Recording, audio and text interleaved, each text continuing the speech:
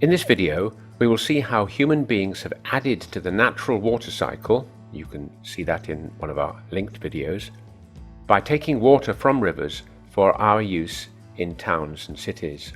Humans began to interfere with the natural watercourses long ago. Wells have been dug to access clean water for drinking. The Romans built aqueducts to bring water to their cities. And nowadays we've built dams for irrigation and hydroelectricity, and we're taking a huge amount of water from natural sources to use in our homes and industries. Most people in industrialized nations take access to clean water for granted. However, more than 1 person in 10, that's over 700 million people, do not have access to clean water, and around 3.5 million people die each year from water-related disease. The average Briton uses 150 litres a day, whilst each American uses 600 litres a day on average. In contrast, many sub-Saharan Africans get less than 20 litres of water a day, and 2/3 have no proper toilets.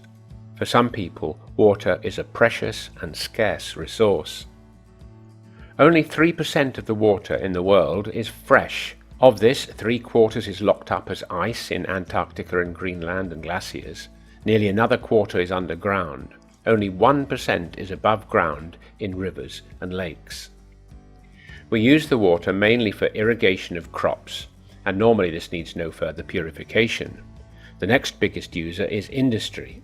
Sometimes, for example in food preparation, very clean water is needed. Finally, there is domestic water. Some new housing estates in industrialized countries have a dual water supply, where grey water, collected from rain and from effluent from basins, baths and showers, is available for flushing and watering the garden, and the purified water is only used for washing and cooking. However, normally only one pipe supplies water to our homes, and this water has to be of drinking quality and is purified on an industrial scale at the waterworks. If you do not have piped water where you live, you might have access to a well.